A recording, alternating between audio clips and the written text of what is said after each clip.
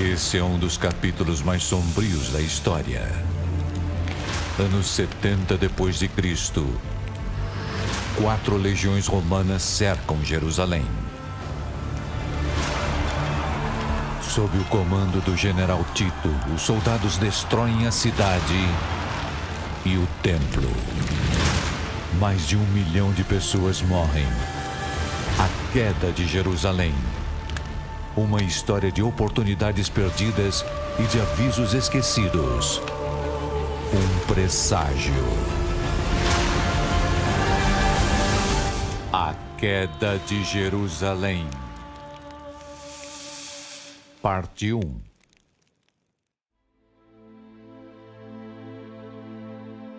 Eram os idos de março de 44 a.C., 74 dias de um novo ano. Uma data em que os romanos saldavam suas dívidas e se envolviam em vários atos religiosos.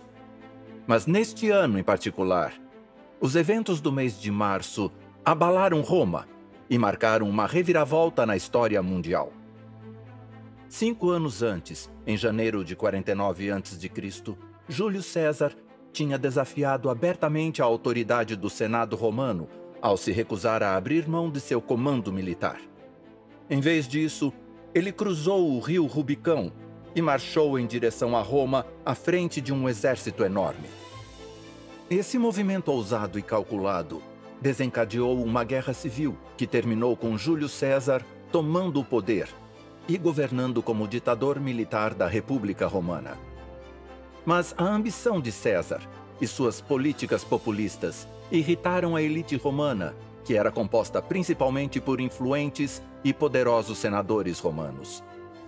Em um movimento surpreendente, esses senadores se uniram para assassinar César, enquanto ele estava sentado em sua cadeira no plenário do Senado.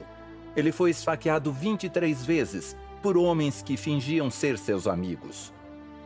A morte de Júlio César marcou uma virada na história romana. Mas longe de destruir suas visões de um império romano, a morte dele foi um incentivo para sua consolidação. Os sonhos de César de um império foram realizados por meio do gênio militar e das manobras políticas astutas de seu filho adotivo Otaviano, que recebeu o título de César Augusto, fazendo dele o primeiro imperador de Roma e o imperador na época do nascimento de Jesus.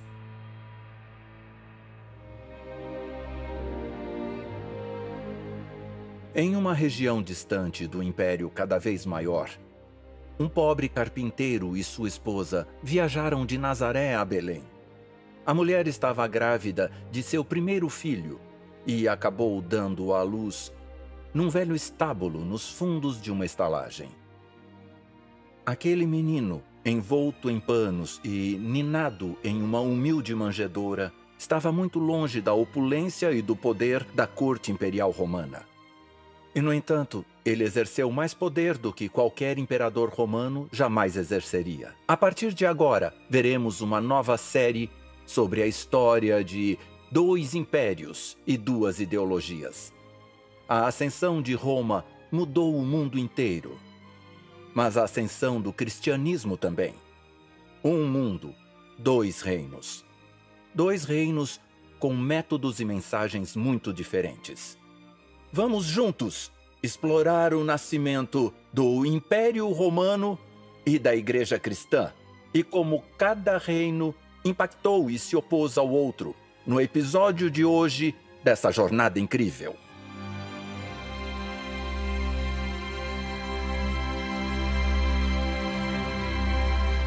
Roma e o Reino dos Céus. O Império Romano nasceu em 27 a.C., após quase 2 décadas de derramamento de sangue e tumultos. Tudo começou quando Júlio César atravessou o Rubicão, desafiando o Senado romano. E não parou por aí. Os planos de César para o domínio absoluto de Roma nunca viram a luz do dia. As reformas e planos ambiciosos dele irritaram a elite política e social da República e criaram inimigos poderosos entre a elite governante. A situação chegou ao auge no começo de 44 a.C. e começou a se aproximar perigosamente da traição após uma série de eventos, cada um mais incriminador que o outro. Cada um desses eventos parecia apontar para um único resultado inevitável nas mentes do Senado romano. Para eles, Júlio César não queria apenas mudar o cenário social e político da República, mas ele também queria acabar com o conceito de república e se coroar rei de Roma. Então, em 22 de fevereiro de 44 a.C., Cássio Longino se encontrou com seu cunhado, Marco Bruto. Os dois eram senadores romanos e temiam que Júlio César estivesse acumulando muito poder. Na calada da noite, no meio da escuridão, os dois homens bolaram um plano ousado e sinistro. Júlio César deveria morrer. Ele precisava morrer, e eles ficariam mais do que felizes em fazer isso acontecer e facilitar o fim dele. Rápida e silenciosamente, eles começaram a sabotar Júlio César e recrutar outros senadores. E embora seja necessário apenas um homem para assassinar outro, não importando a posição social que ele ocupe, Cássio e Marco sentiram que precisavam de segurança. Caso os apoiadores de Júlio César ficassem violentos e os acusassem de traição, eles precisavam ter um argumento plausível a favor do que haviam feito. Eles imaginaram que, se conseguissem o apoio de senadores romanos importantes, poderiam legitimar o assassinato e salvar suas próprias vidas. Um senador após o outro se juntou à trama. Logo, a rede de conspiradores cresceu com os homens mais influentes do Senado. Parecia que todos estavam no plano. Todos, exceto homens como Marco Antônio, o homem em quem Júlio César mais confiava. Uma reunião no Senado foi marcada para o 15º dia do mês de março, e foi decidido que o assassinato aconteceria naquele dia, no plenário do Senado. Assim que César entrou no plenário do Senado, os conspiradores entraram em ação. Lúcio Cimbro foi o primeiro a fazer alguma coisa. Ele se aproximou de César com uma petição. Cimbro pediu a César que permitisse que seu irmão exilado voltasse para Roma. Enquanto César lia o documento, os conspiradores foram lentamente na direção dele. Fingindo ser uma demonstração de apoio a Cimbro e seu irmão exilado, eles cercaram César, e alguns deles, descarregando toda a raiva, começaram a maltratá-lo. Daí Casca desferiu o primeiro golpe, mas César conseguiu desviar. Surpreso e enfurecido, César começou a exigir que os senadores recuassem. Mas em vez de recuar, eles sacaram suas adagas escondidas e o esfaquearam 23 vezes. Foi um fim terrível e grotesco para a vida de um homem poderoso. A morte de César desencadeou uma onda de matança e tumulto em toda a República. Em 16 de janeiro de 27 a.C., o filho adotivo de César, Otaviano, recebeu o título de Augusto pelo Senado. E foi desse jeito que a República foi transformada em um império. Mas não foi só uma transição que aconteceu num piscar de olhos. Após a morte de César, Otaviano começou a acumular silenciosamente mais e mais poder, até que todos os poderes políticos, cuidadosamente separados de Roma, se concentrassem nele. Ele assumiu papéis de senador, cônsul, tribuno, Pontifex Maximus ou sacerdote supremo e comandante militar supremo ao mesmo tempo. Enquanto alguns o viam como um visionário brilhante, outros se perguntavam se ele não era nada mais do que um tirano sedento por sangue e poder. Teve momentos em que ele era os dois, mas Otaviano provou ser um imperador competente, o primeiro de uma longa linhagem de monarcas romanos, cada um mais louco e sedento por sangue do que o anterior. Com Otaviano, ou Augusto César, como ele ficou conhecido, Roma deixou de ser uma república e virou um império. Ele transformou a cidade de Roma com um programa de construção agressivo e suntuoso. Ele construiu novos teatros, aquedutos e estradas, usando os melhores materiais que podiam ser adquiridos nas partes mais distantes do seu império cada vez maior. Mas ele não apenas reconstruiu o Império Romano, como também reestruturou seu cenário político. Ele centralizou todo o poder religioso e político do império em suas próprias mãos, estabelecendo um culto imperial, tornando-se um deus e encorajando os cidadãos de todo o império a adorá-lo. Ele virou um governante supremo, comandante das forças imperiais e sumo sacerdote de todos os templos. Foi uma mudança radical e ousada, a qual a maioria dos romanos se submeteu por causa da prosperidade e relativa paz que o império desfrutou sob o olhar atento e calculista de César Augusto. A grande Pax Romana, ou Paz Romana, onde o império estava livre de conflitos internos e externos, foi uma das maiores conquistas do reinado de César Augusto e marcou o nascimento do Império Romano.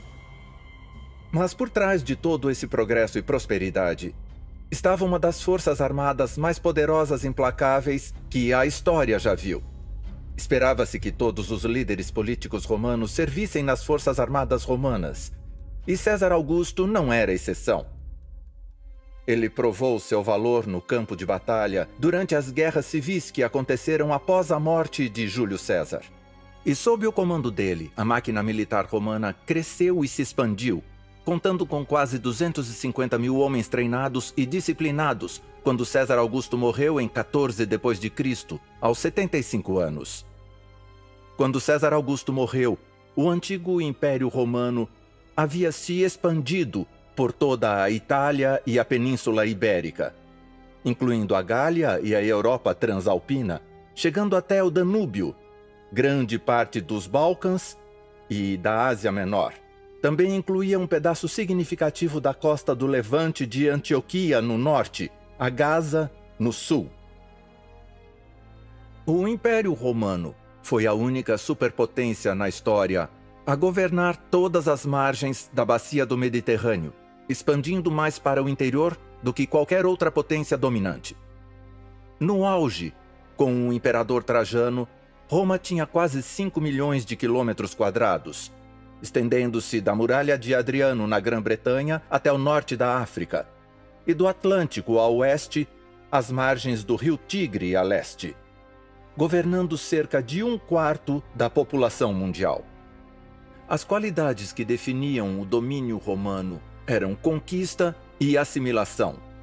Os territórios conquistados foram romanizados com a introdução de arte, cultura, religião e filosofia romanas. O Império Romano era uma máquina com punhos de ferro, comandada centralmente por homens poderosos e opressores, e com as fronteiras muito bem vigiadas pela força militar mais poderosa do planeta. Roma foi provavelmente o maior império que o mundo já viu. Foi o poderio militar romano que tornou o império tão forte e duradouro. Roma tinha uma cultura guerreira, como se vê no fato de que garantir um cargo político, mesmo dentro da velha república, dependia de ter servido no exército. Isso significava que as façanhas mais importantes de Roma foram conquistadas no campo de batalha, e toda a máquina do Estado dependia de um exército profissional para sobreviver e prosperar. No seu auge, no século III d.C., Roma contava com quase 500 mil de soldados em todo o império. Um exército composto por várias unidades de infantaria pesada, com 5 mil homens. O exército romano estava espalhado por todo o império e dominava uma grande porcentagem do tesouro imperial. O exército romano não era apenas implacável, mas também incrivelmente disciplinado, quase sobre-humano. Eles também eram rápidos, marchando grandes distâncias em curtos períodos de tempo por todo tipo de terreno e em todo tipo de clima. Virgílio, um antigo filósofo e escritor romano, Comentando sobre o propósito do exército romano, escreveu: "Sua tarefa, romano, será governar os povos do mundo em seu império. Estas serão suas artes: impor um padrão para estabelecer a paz, perdoar os derrotados e combater os que resistem." O exército romano, principalmente durante a era republicana, travou guerras que se tornaram algumas das batalhas mais brilhantes e inigualáveis da história. Eles derrotaram os macedônios, os seleucidas e, mais notoriamente, os cartagineses. O general cartaginês Aníbal até adicionou elefantes às lutas, levando um para a batalha nos Alpes em 218 a.C., numa tentativa de acabar com a República Romana. Mas seus esforços falharam, resultando na aniquilação completa de sua capital, Cartago, como punição. Mas, como Roma tinha punhos e coração de ferro, ela criou um período único na história. A Pax Romana, ou Paz Romana, criou um ambiente de paz e segurança, quando o Império, cobrindo grande parte do mundo na época, se viu livre de conflitos internos e externos. As estradas romanas ligavam este mundo e facilitavam as viagens e o comércio. Havia também uma língua franca, um idioma comum, o grego, que era falado em grande parte do Império e facilitava a comunicação dentro do Império. Esse ambiente único, esse momento único na história criado pelo Império Romano, provou ser o berço de criação de outro movimento que mudou o mundo. Um que não usou uma máquina militar para atingir seus objetivos, mas que, no entanto, conquistou o mundo inteiro.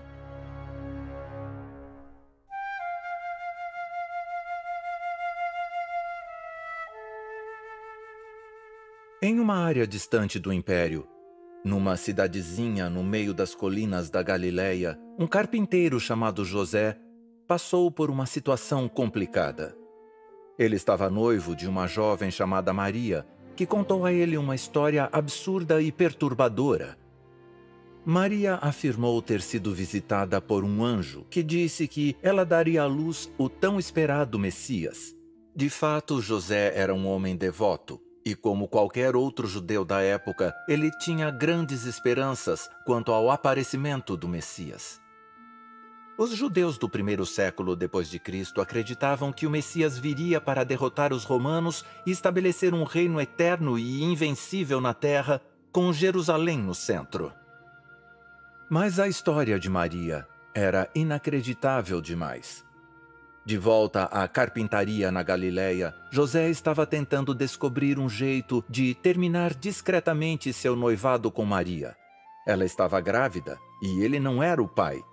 Mas Maria afirmava que a criança era o filho de Deus.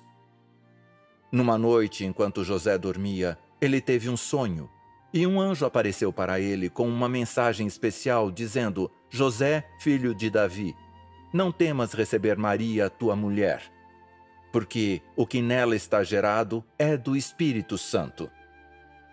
Depois que o anjo confirmou que a criança que Maria carregava era de fato o Messias, ele designou uma missão a José.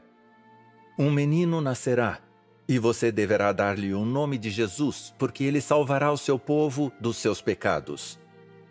A missão do Messias não era salvar seu povo dos romanos, mas salvar seu povo de seus pecados. No entanto, o equívoco popular sobre a missão do Messias seguiu Jesus durante todo o seu ministério na terra. Cada milagre que ele realizou, cada sermão que ele pregou, foi mal interpretado e visto a partir do paradigma de uma revolução judaica contra os romanos. Era a esperança mais fervorosa dos judeus e uma que eles esperavam que Jesus cumprisse e concretizasse. Embora Jesus repetidamente tentasse mudar essa ideia deles, suas palavras não eram ouvidas. Quando o povo percebeu que ele podia alimentar 5.000 homens com nada mais do que alguns pães e peixes, eles ficaram muito felizes. Eles o imaginaram alimentando um exército de milhares com poucos recursos. Quando viram ele curando os enfermos, o imaginaram curando soldados feridos num campo de batalha. Quando ele ressuscitou os mortos, eles perceberam que poderiam ser invencíveis. Mas Jesus tinha outros planos e outra missão. Ele veio para salvar o mundo do pecado, não para salvar a nação judaica daquela opressão de Roma. Continuou firme em sua missão, destemido. Mesmo quando ele foi traído por um de seus discípulos de maior confiança e negado por outro, ou condenado perante Pilatos, Jesus articulou consistente e claramente o propósito de sua vida e obra.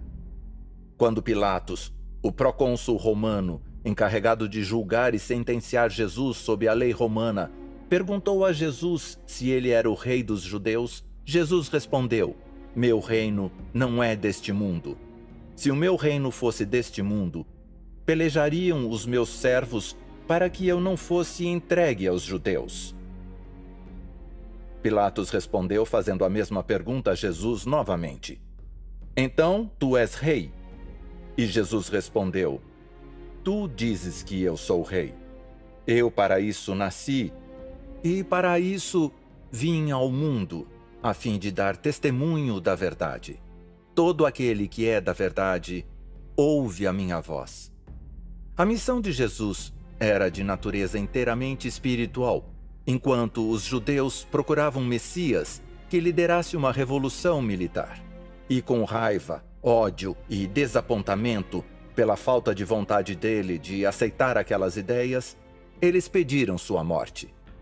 Jesus foi crucificado numa cruz romana, uma punição reservada para criminosos comuns. Foi a morte mais dolorosa e excruciante já concebida pelo homem.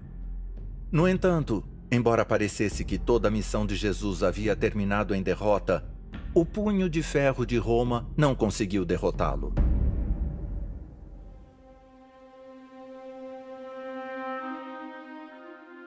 Três dias depois de ter sido colocado no túmulo, Jesus ressuscitou da sepultura triunfante e vitorioso. Sua missão estava cumprida. Por causa da vida, morte e ressurreição de Jesus, todo mundo, cada um de nós, tem esperança de um futuro melhor, um futuro eterno. A Bíblia diz em João capítulo 3, versículo 16: "Porque Deus amou o mundo de tal maneira que deu o seu Filho unigênito para que todo aquele que nele crê não pereça, mas tenha a vida eterna." A missão de Jesus na Terra era dar a todo ser humano a oportunidade de experimentar a liberdade das algemas do pecado.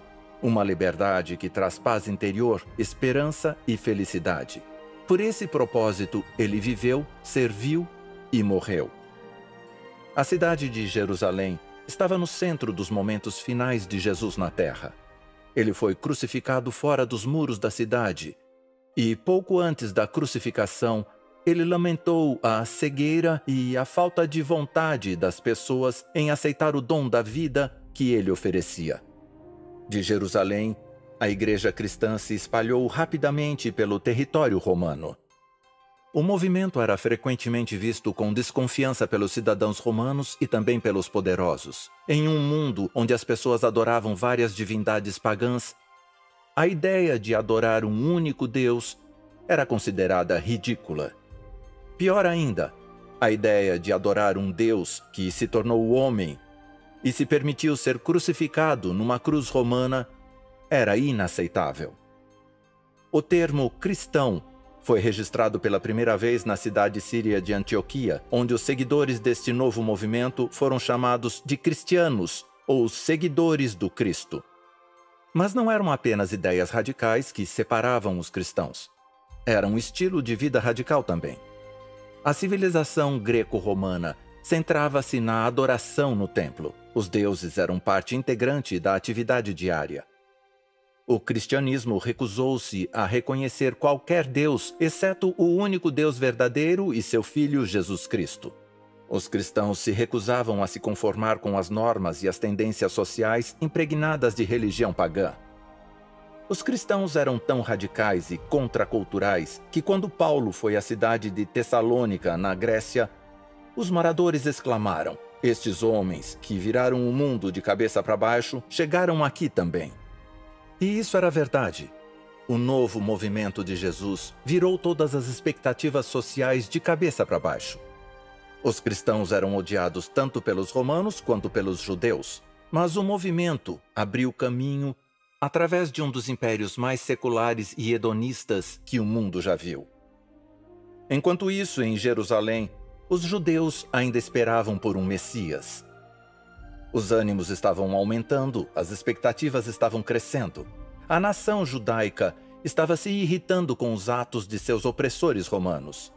Em pouco tempo, o ressentimento latente resultaria em uma rebelião violenta que colocaria Jerusalém e o povo judeu de joelhos.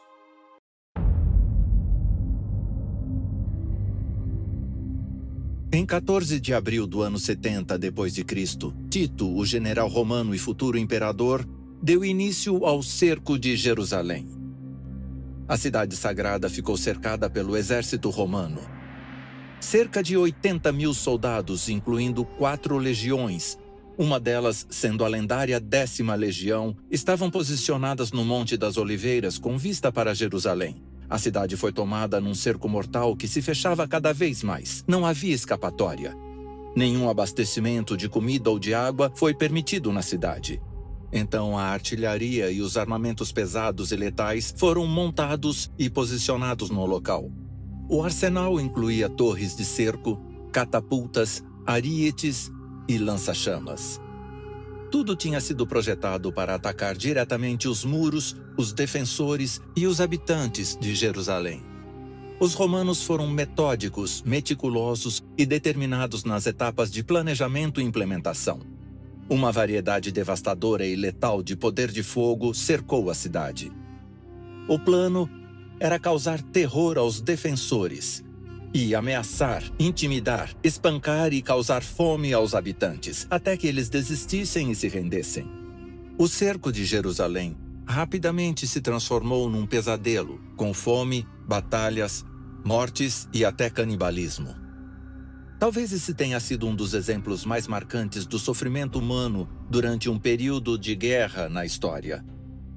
Joséfo, um historiador que testemunhou o evento, disse que mais de 1 milhão de pessoas morreram no cerco e na destruição de Jerusalém. Mas o cerco não foi uma surpresa para um grupo de judeus. Os cristãos judeus foram avisados por Jesus sobre o que estava por vir, e muitos deles fugiram da cidade após a retirada abrupta e inesperada de Céstio.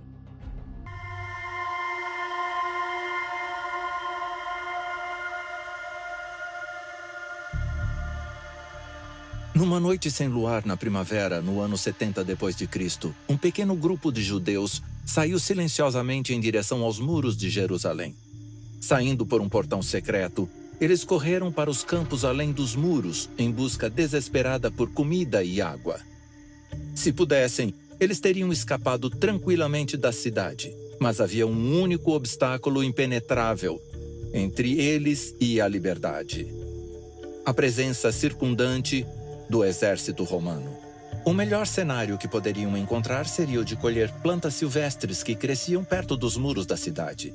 Eles estavam morrendo de fome. As coisas ficaram tão ruins dentro da cidade sitiada que as pessoas estavam comendo cintos e sandálias de couro. Certos de que qualquer coisa seria melhor do que couro de sapato, essas pessoas corajosas se juntaram para buscar qualquer comida que pudessem encontrar fora da cidade. Mas com essa tentativa, elas corriam um grande risco, um que muitas vezes não compensava. Em uma noite em particular, o infeliz grupo foi localizado por sentinelas romanos e seus olhos de falcão. Eles foram presos, torturados e pendurados em cruzes que foram erguidas em frente aos muros da cidade. Na verdade, todos os homens judeus que eram capturados durante o cerco de Jerusalém eram crucificados. Havia tantas cruzes cobrindo a área imediatamente fora dos muros da cidade que parecia um vasto cemitério de morte e destruição. Quando Tito sitiou Jerusalém na primavera do ano 70 d.C., a cidade não estava preparada para o ataque.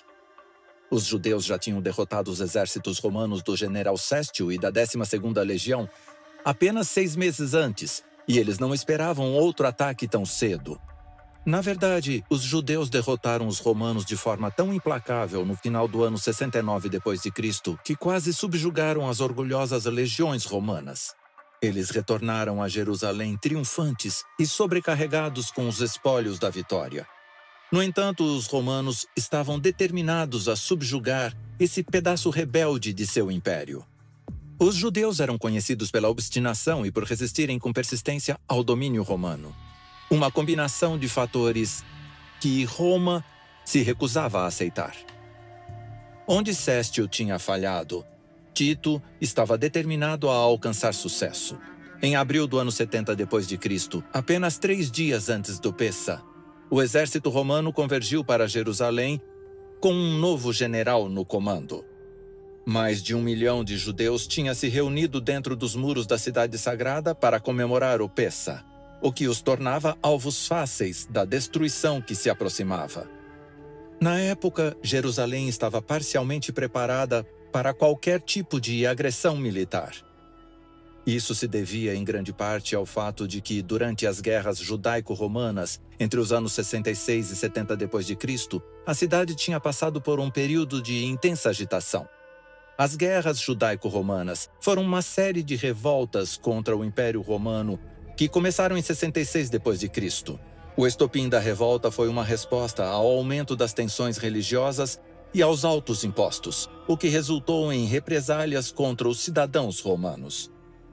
Em retaliação, o governador romano da Judéia saqueou o templo em Jerusalém e orquestrou ataques para prender figuras políticas e religiosas importantes dentro da comunidade judaica. Isso levou a uma rebelião em larga escala, resultando em oficiais romanos abandonando Jerusalém devido à pressão dos rebeldes. O imperador Nero pediu a Vespasiano, um general romano, para dar fim à rebelião com o apoio de seu filho Tito. Então, após o Pessa dos anos 70 d.C., a cidade estava nas mãos de várias facções rebeldes de zelotes. O governo provisório de curta duração estabelecido pelos romanos entrou em colapso e todos ficaram atentos. Jerusalém inicialmente tinha provisões suficientes para resistir a um cerco, mas logo após a vitória decisiva sobre Sestio, os líderes rebeldes judeus baixaram a guarda. Os estoques de alimentos e suprimentos tinham diminuído, deixando a cidade despreparada para um cerco prolongado, especialmente considerando o grande número de refugiados e forasteiros que entraram em Jerusalém para celebrar o Pessa. Quando Tito cercou a cidade, o caos inundou as ruas.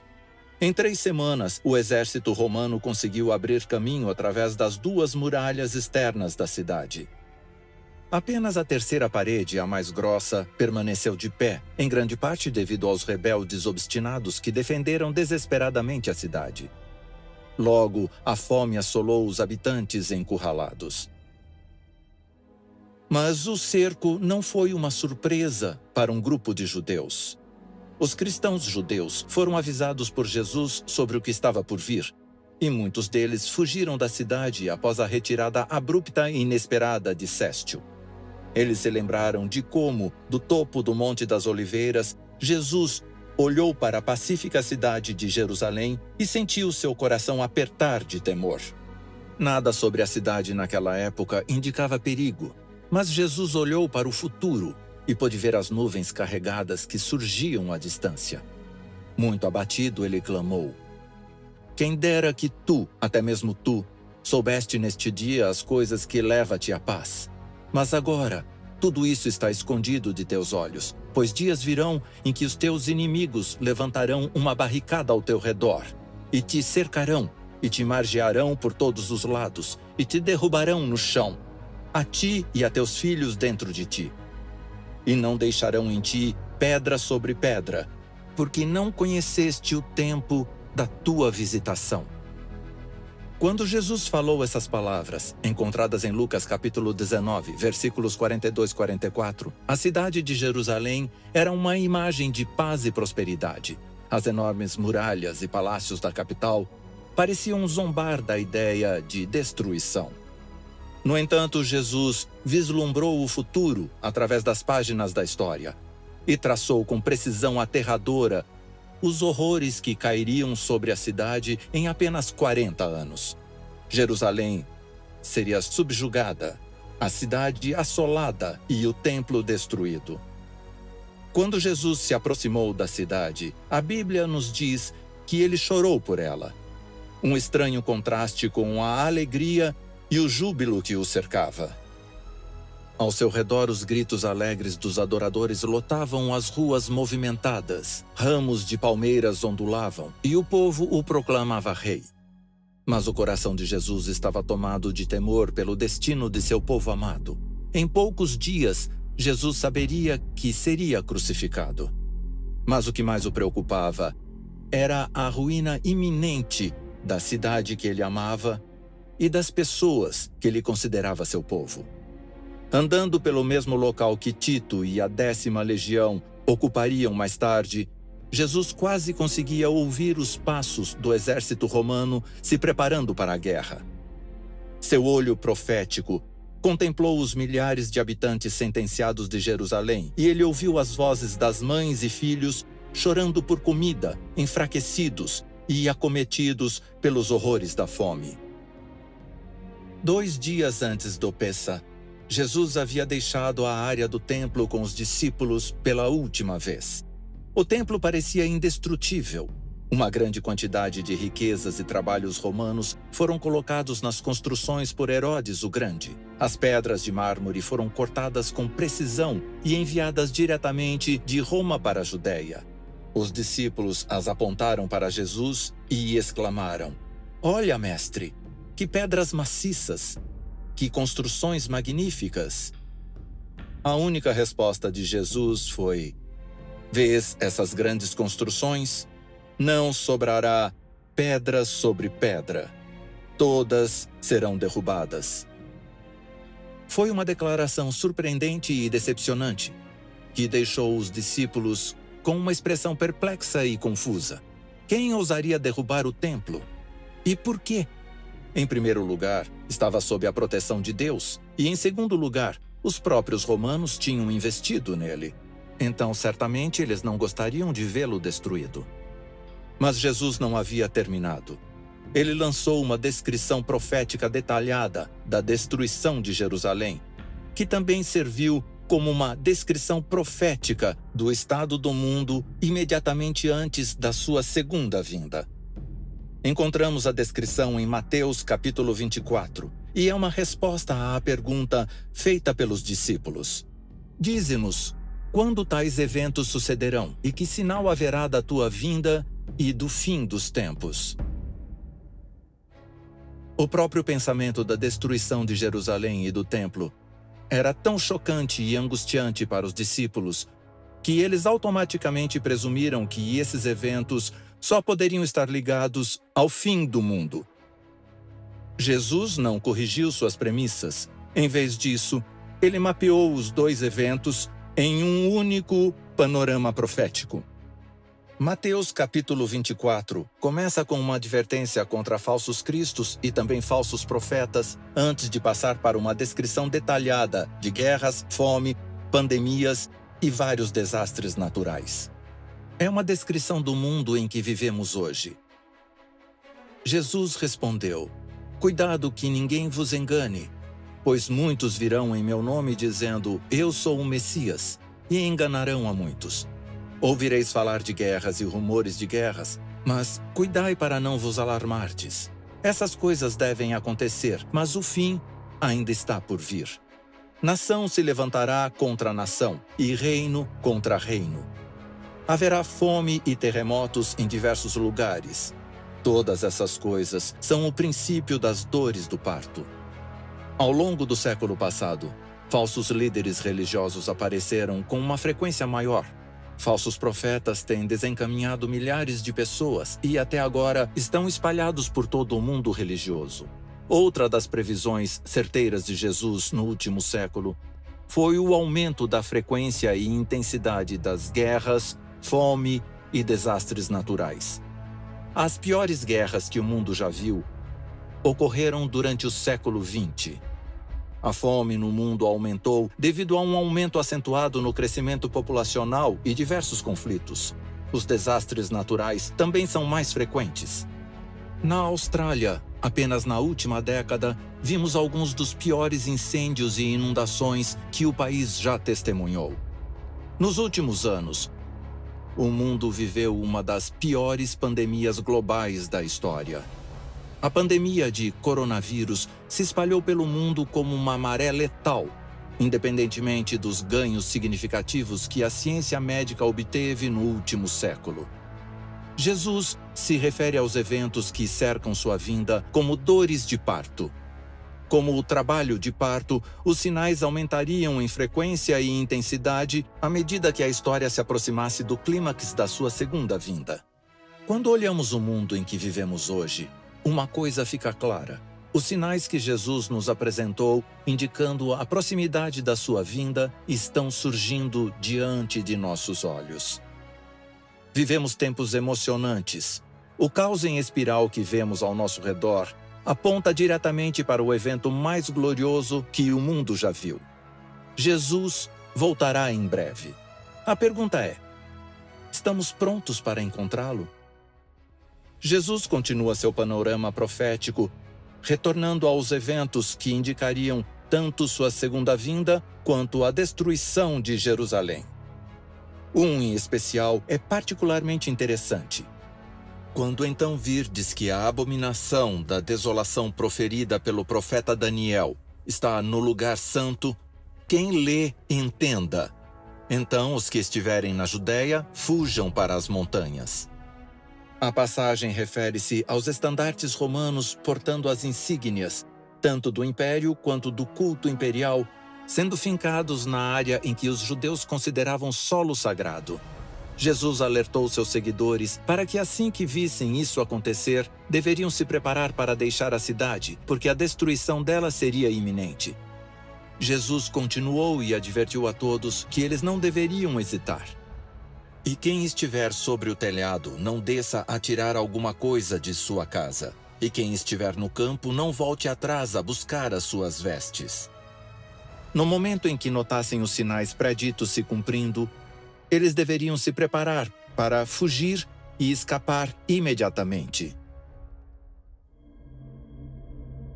Bom, qualquer um que ouvisse Jesus prevendo e predizendo a destruição de Jerusalém poderia considerá-lo um alarmista enlouquecido ou um rebelde insurgente aliado aos romanos. O que ele estava prevendo parecia impossível. Herodes não somente tinha esbanjado dinheiro na cidade para melhorá-la esteticamente, como também para fortalecê-la. As paredes foram reforçadas e numerosas torres e fortalezas foram construídas. Jerusalém era uma cidade situada numa colina que nunca poderia ser tomada. Mas, como diz aquele velho ditado, nunca diga nunca. Não importa se parecia inconcebível na época os romanos derrubarem Jerusalém. Eles derrubaram os muros, saquearam a cidade e a botaram abaixo.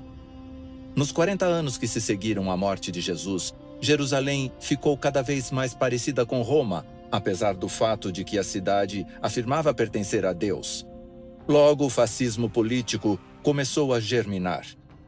Havia muita insatisfação com o domínio romano que começava a borbulhar e a explodir com o passar do tempo. Entre os anos 66 e 70 d.C., os judeus entraram em confronto com os romanos. A luta é conhecida como Guerras Judaicas ou Rebelião Judaica.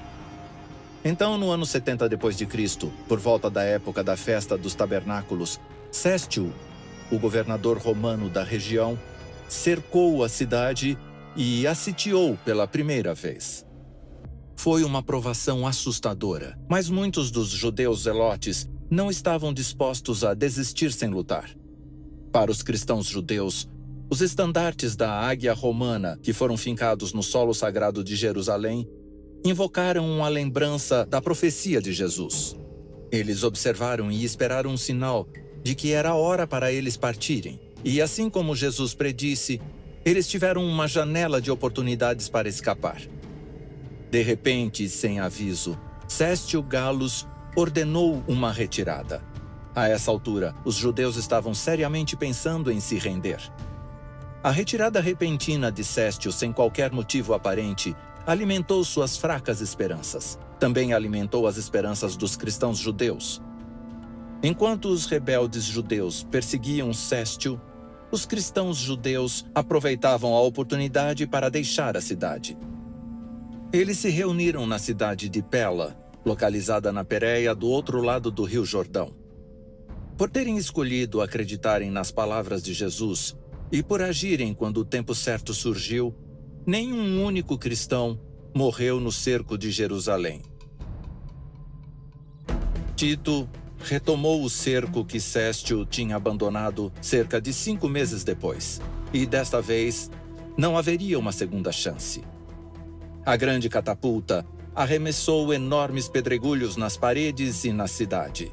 As altas torres de cerco foram colocadas no lugar com os arietes que foram projetados para esmagar e enfraquecer as paredes. Os romanos eram metódicos e implacáveis. Sob o comando de Tito, Jerusalém foi afligida pela fome. As mães devoravam os próprios filhos. Filhos roubavam comida de seus pais idosos e moribundos. As pessoas passaram a comer tudo o que encontrassem para sobreviver. O cerco de Jerusalém trouxe à tona o pior da natureza humana. Milhares morreram de fome e por doenças. Embora repelidos pelo que estava acontecendo dentro da cidade, os romanos se recusaram a abandonar o cerco. Eles estavam determinados a trazer terror aos corações dos judeus e a acabar com a prolongada rebelião de uma vez por todas. Eles capturaram prisioneiros e os torturaram, e depois os penduraram em cruzes. Os corpos dos mortos e moribundos eram empilhados ao longo dos vales. Cruzes, como árvores em uma floresta, povoavam o vale de Josafá. Mesmo assim, Tito não cedia. Ele não aceitaria nada menos do que uma rendição absoluta. Tito então se preparou para um ataque final. Ele deu instruções específicas para que o templo sagrado não fosse tocado. A construção era valiosa demais para ser incendiada descuidadamente em um conflito. Mas Jesus tinha predito a derrubada e destruição do templo. E a palavra de Deus é sempre soberana. No caos do ataque, um soldado lançou uma única tocha acesa no templo, e imediatamente as vigas com seus núcleos de cedro no local sagrado pegaram fogo. Horrorizado, Tito correu para tentar conter a situação, mas era tarde demais. Enfurecidos com a guerrilha dos judeus zelotes, os soldados romanos começaram a lançar mais tições no templo. Eles também sacaram suas espadas e massacraram todos os zelotes que conseguiram encontrar escondidos no templo. Fogo e sangue se misturaram. O sangue corria como água pelos degraus do templo em ruínas, em um córrego sinistro. Nada poderia ter sido feito para salvar o templo. Não muito tempo depois de o templo ter sido destruído, toda a cidade caiu nas mãos dos romanos. Os rebeldes judeus abandonaram suas torres e ameias, e Tito e seus soldados os encontraram desolados. Ele ordenou que a cidade e o templo fossem destruídos até os alicerces. Assim como Jesus tinha predito, não restou pedra sobre pedra. O que antes parecia impossível, agora era uma realidade.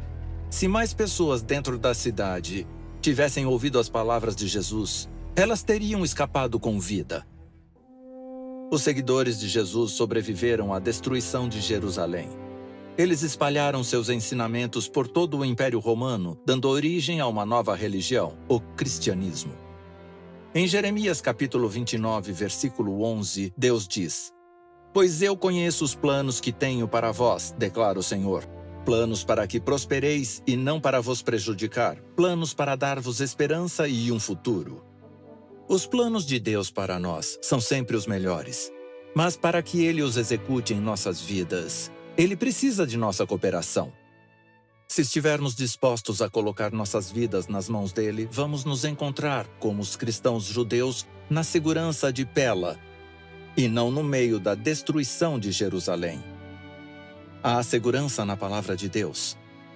À medida que os sinais da vinda de Jesus aumentam em frequência e intensidade, sinalizando que o maior clímax da história da Terra não está distante. Deus nos oferece um porto seguro por meio de sua palavra. Os primeiros cristãos. Os degraus da arena em Cartago estavam simplesmente lotados de espectadores entusiasmados para um dia de entretenimento sob o sol brilhante do norte da África. E eles tinham muito o que comemorar, muito a agradecer. Eles faziam parte do maior império que já havia existido na face da Terra. E Cartago era um monumento à grandeza romana. Mas atrás de um pequeno portão trancado, que dava acesso direto ao centro da arena, uma infinidade de passagens levava a uma variedade de pequenas celas situadas embaixo das arquibancadas. Lá, sob os pés dos espectadores, o clima era mais sombrio, carregado tanto de tristeza quanto de terror. O calor era insuportável e os prisioneiros tinham dificuldades para respirar. Havia 5 pessoas, 2 mulheres e 3 homens. Eles tinham sido presos pelo crime de serem cristãos. O Império não só odiava o cristianismo, como também se recusava a descansar até que ele fosse destruído da forma mais cruel possível. Os 5 prisioneiros seriam executados de uma forma que entusiasmasse a população romana. Eles serviriam de alimento para feras selvagens nos jogos militares realizados na Arena de Cartago, em homenagem ao aniversário do imperador Sétimo Severo. Quando os cristãos marcharam para dentro da arena, a multidão foi à loucura, assistindo aos prisioneiros que cambaleavam. Os guardas romanos os colocaram no centro da arena e trancaram os portões atrás deles. A multidão ficou em silêncio. Todos ouvem o som de correntes de ferro sendo erguidas e de um segundo portão sendo elevado. Esse portão liberou leões na arena.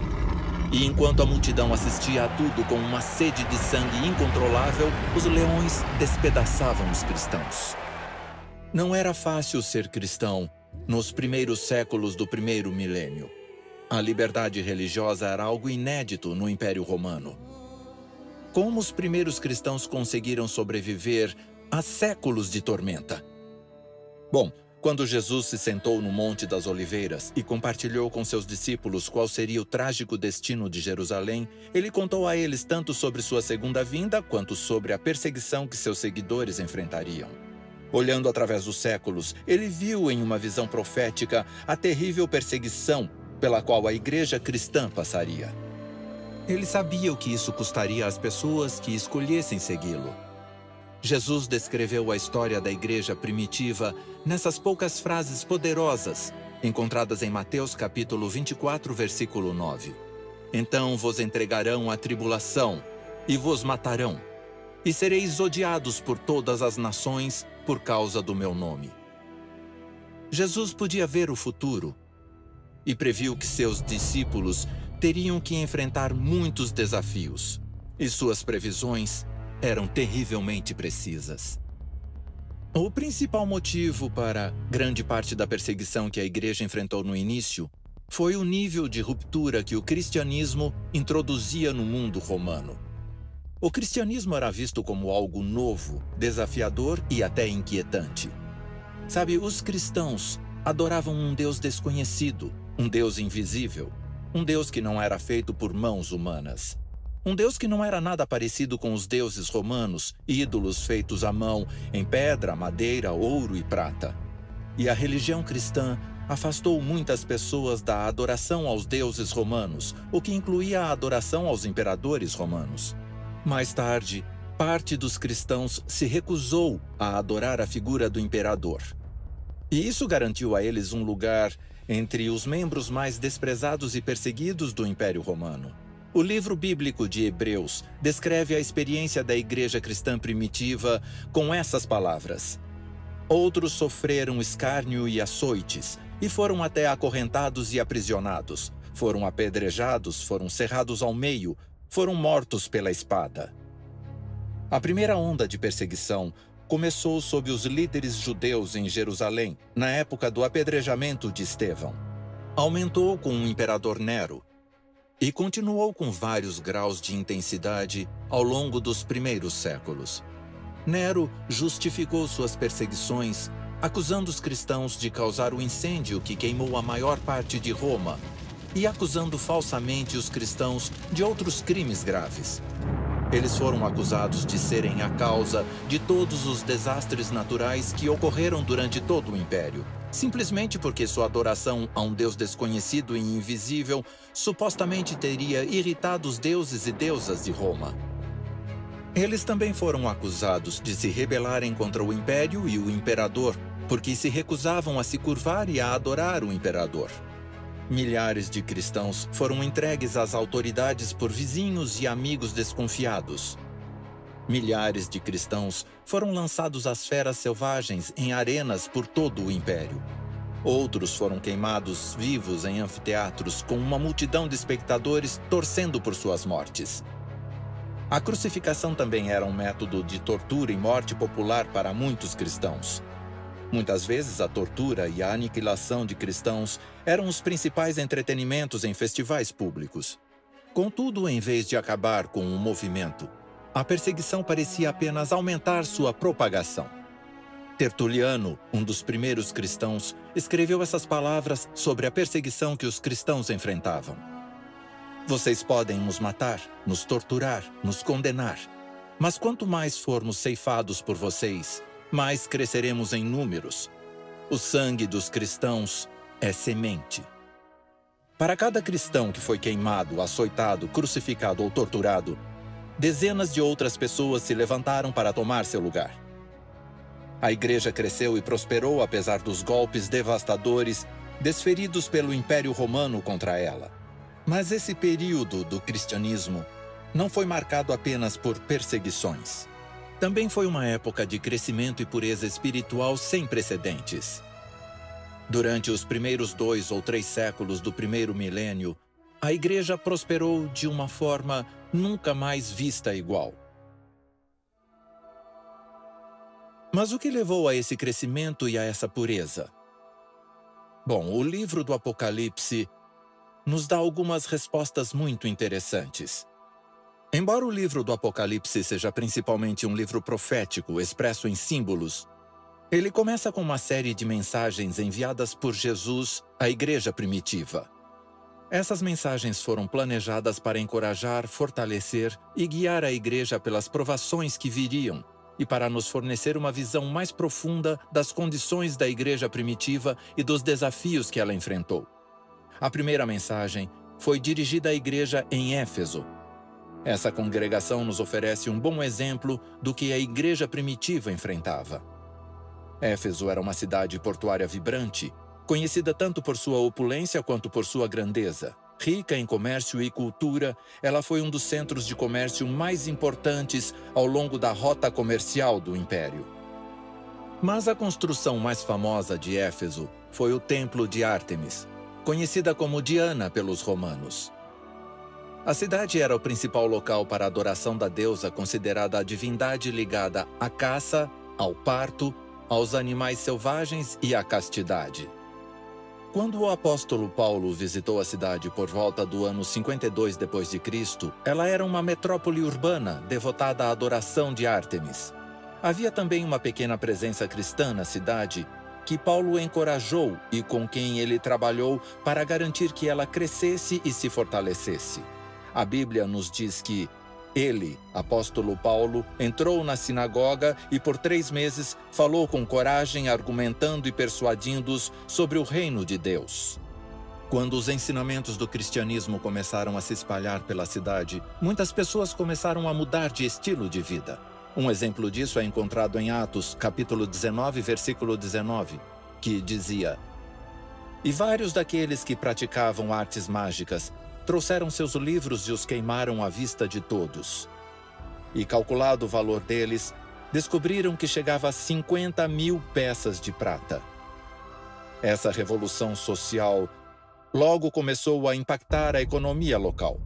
O crescimento da igreja levou a um grande declínio na compra dos ídolos de Ártemis ou Diana e outras mercadorias relacionadas a ela que eram vendidas fora do templo de Ártemis no coração de Éfeso. Um ourives chamado Demétrio, que produzia esses ídolos, reuniu a Associação dos Ourives e debateu sobre a diminuição de vendas, afirmando: vós sabeis que deste negócio tiramos nosso sustento, e vedes e ouvis que, não só em Éfeso, mas em quase toda a Ásia, este Paulo tem persuadido e afastado grande parte da população, dizendo que os verdadeiros deuses não são feitos pelas mãos. De repente, a adoração a Ártemis tinha uma verdadeira competição. A queda na venda de ídolos de prata era só um sintoma da mudança de ideias na cidade. Fervilhando sob a superfície dessa devoção a Ártemis, havia uma resistência a mudanças. A ordem natural das coisas vinha sendo desafiada por uma nova religião, e alguns efésios não gostaram nada disso. Na antiga cultura greco-romana, a religião desempenhava um papel vital em quase todas as facetas da vida. Havia festas e festivais dedicados aos diversos deuses e deusas. Os dias sagrados eram celebrados e as pessoas frequentavam os templos. Os ídolos estavam em toda parte e era costume parar em um santuário e adorar qualquer deus que estivesse em exibição naquele canto específico da cidade. Assim, se tornar cristão era revolucionário. Mudava todo o estilo de vida de alguém. Enquanto os romanos adoravam deuses manipuladores e caprichosos, os cristãos adoravam um Deus que tinha tanto amor por eles que se tornou um deles e morreu por eles em uma cruz romana. A mensagem cristã era uma boa nova. A boa nova de que não importa quantas dúvidas ou medos você tenha, ou quantos erros ou pecados você já cometeu. Se você aceitar Jesus e confiar plenamente nele, ele diz que nada vai separar você do amor dele. Não importa o que você enfrente na vida, você nunca enfrentará sozinho. Esta é a boa nova. Você está perdoado e está livre. Deus é por você e ele nunca deixará de amá-lo. Essa boa nova se encontra no cerne da fé cristã. Numa época em que ser cristão era impopular e perigoso, milhares de pessoas abraçaram esse novo movimento porque encontraram uma religião que satisfazia os anseios mais profundos de seus corações. A crença em Jesus lhes trouxe paz interior e felicidade duradoura. João, como os outros discípulos, sentiu pessoalmente a alegria da comunhão com Jesus. Foi isso que o motivou a compartilhar as boas novas de um Salvador. Isso também foi o que motivou outros cristãos a não só compartilharem sua fé, mas também se agarrarem a ela apesar da perseguição. Então, como os primeiros cristãos conseguiram se conectar com Jesus, mesmo quando ele não estava fisicamente presente? Bom, primeiro, Jesus tinha prometido enviar o Conselheiro, o Espírito Santo, como seu representante. Então sua presença estava sempre com eles. Em João capítulo 14, versículos 16 a 18, Jesus diz: E eu rogarei ao Pai, e ele vos dará outro Consolador para ficar convosco para sempre, o Espírito da verdade que o mundo não pode receber, pois não o vê nem o conhece. Vós o conheceis porque ele habita em vós e estará em vós. Eu não vos deixarei órfãos, eu virei por vós. Jesus prometeu enviar o Espírito Santo a seus seguidores. O próprio Jesus estaria presente para eles na forma de seu Espírito e os confortaria e os ajudaria a enfrentar os desafios pelos quais eles passariam. Mas não foi somente a presença do Espírito Santo em seus corações que ajudou os cristãos a se conectarem com Jesus. Também foi o poder da Palavra de Deus, que eles tinham na forma do Antigo Testamento, dos Evangelhos e das várias cartas escritas pelos apóstolos às igrejas. Durante seu tempo na terra, Jesus disse a seus discípulos: Vós examinais as Escrituras, porque credes que nelas encontrareis a vida eterna, e são elas que testificam de mim. A melhor maneira de viver a comunhão com Jesus é por meio das Escrituras, e foi exatamente isso que a igreja primitiva fez. Eles passaram tempo estudando a Bíblia, a Palavra de Deus, não de forma superficial e sim de forma aprofundada. Embora a igreja primitiva tenha passado por desafios significativos, eles não se desgastaram ou desistiram de sua fé. Porque, de forma cuidadosa e diligente, eles basearam suas crenças na palavra de Deus. Escrevendo à igreja de Éfeso, Paulo instruiu: "Por fim, sede fortes no Senhor e na força de seu poder. Vesti toda a armadura de Deus para que podeis resistir às ciladas do diabo. E tomai o capacete da salvação e a espada do Espírito, que é a palavra de Deus." Quando um soldado ia para a batalha naquela época, sua espada era tanto uma arma de ataque quanto de defesa. Ela não servia somente para atacar um inimigo, mas também para repelir um ataque. A Bíblia nos diz que somos todos soldados envolvidos numa batalha espiritual. Porque não é contra carne e sangue que temos que lutar, mas sim contra os principados, contra as autoridades, contra os poderes cósmicos sobre as trevas presentes, contra as forças espirituais do mal nos lugares celestiais. A palavra de Deus é nossa arma neste conflito cósmico. Foi a arma que a igreja primitiva usou para lutar contra os poderes das trevas. Mas as forças das trevas não poderiam triunfar frente à palavra de Deus, a Bíblia. Ela não só apresentou a verdade a todos os que estavam dispostos a ouvi-la, mas também transformou a vida de todos aqueles que escolheram segui-la. Um exemplo poderoso da fé e coragem da igreja cristã primitiva é a história de Policarpo, o bispo da igreja de Esmirna, uma cidade na Ásia Menor, que hoje é conhecida como a cidade de Izmir, na Turquia. Policarpo tinha cerca de 86 anos quando se tornou mártir. Ele provavelmente foi o último cristão vivo a ter conhecido um dos 12 apóstolos, tendo sido discípulo do apóstolo João. Policarpo foi preso e levado ao procônsul romano, cujo coração se amoleceu quando viu o idoso cristão. Na tentativa de oferecer a ele uma escapatória, o procônsul o encorajou a queimar incenso a César e jurar fidelidade a ele. "Jure por César", o procônsul requisitou. "Renegue o seu Cristo, e eu o libertarei." Quando Policarpo ouviu isso, ele fixou o olhar no jovem e impaciente procônsul e disse: "Por 86 anos eu o servi, e ele nunca me abandonou. Como posso blasfemar contra meu rei e meu salvador?" Policarpo foi levado para a arena e amarrado à estaca em que ele foi queimado diante de uma multidão de espectadores que clamava por seu sangue. Após sua morte, a igreja de Esmirna continuou a crescer. Infelizmente, não demorou muito para que a igreja fosse atacada de uma forma muito mais insidiosa.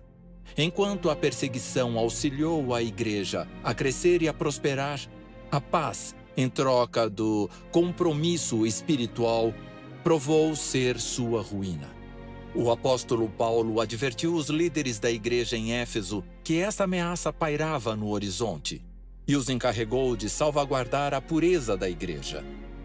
"Eu sei que, após a minha partida, lobos ferozes entrarão no meio de vós, que não pouparão o rebanho, e que dentre vós mesmos surgirão homens que falarão coisas perversas para atraírem discípulos para si." Lenta e insidiosamente, o perigo penetrou a igreja na forma da mistura de cristianismo e do paganismo. Durante os primeiros anos do movimento, a palavra de Deus tinha sido o alicerce sobre o qual a igreja foi construída. Mas, depois da conversão do imperador Constantino, a religião e as práticas pagãs romanas começaram a se infiltrar na igreja. Em pouco tempo, as tradições pagãs tomaram o lugar da palavra de Deus. E a igreja, antes pura e verdadeira, mergulhou em uma escuridão cada vez mais profunda. Por que é tão importante para a igreja em todas as épocas ter uma base firme na Bíblia, a única palavra de Deus? Em João capítulo 8, versículo 32, Jesus disse essas palavras a seus discípulos: "Conhecereis a verdade, e a verdade vos libertará." A verdade traz liberdade. É simples assim. Para que possamos prosperar e não apenas sobreviver, Precisamos ter a luz da verdade. Mas onde encontramos a verdade? Mais uma vez, Jesus nos dá a resposta em João capítulo 17, versículo 17. Santifica-os na verdade. A tua palavra é a verdade. A palavra de Deus é a fonte de toda a verdade. Em suas páginas você encontrará as respostas para todas as perguntas mais importantes da vida. A igreja primitiva cresceu e prosperou porque era um movimento fundamentado na palavra de Deus. Os primeiros cristãos eram corajosos e se mantinham firmes diante de terríveis provações porque faziam da palavra de Deus a base de suas vidas. Vivemos num mundo repleto de problemas. Para onde quer que olhemos, vemos sofrimento, tristeza, doença e morte. Para onde quer que olhemos, vemos as divisões entre verdadeiro e falso, fato e ficção, começando a se dissipar. Nosso mundo precisa de uma base sólida. Precisamos construir em cima de alguma coisa que resistirá às tempestades que virão. A Bíblia é o alicerce mais seguro que você encontrará. Querido Pai Celestial, agradecemos por sua palavra, a Bíblia, e pela influência positiva que ela pode ter em nossas vidas. Agradecemos pelas boas novas sobre Jesus e como ele pode trazer paz e felicidade para nossas vidas. Por favor, conceda a cada um de nós essa paz e felicidade. Oramos em nome de Jesus. Amém. Quer aprender mais sobre como unir a família? Entender como ter mais alegria ou como o mundo vai acabar? Então, eu te apresento a Esperança, uma assistente bíblica virtual feita para te acompanhar nos estudos bíblicos. Fácil como apertar um botão. Agora você pode fazer mais de 10 estudos bíblicos totalmente de graça. E o melhor, tudo pelo WhatsApp, sem sair de casa.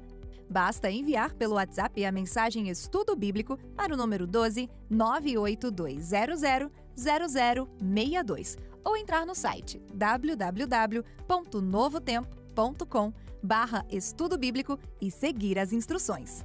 Fácil, não é? Então venha aprender de graça com a Esperança pelo WhatsApp. No fim de cada curso, você ainda ganha um certificado. E aí, vamos aprender juntos sobre a Bíblia? Levar esperança nunca foi tão fácil.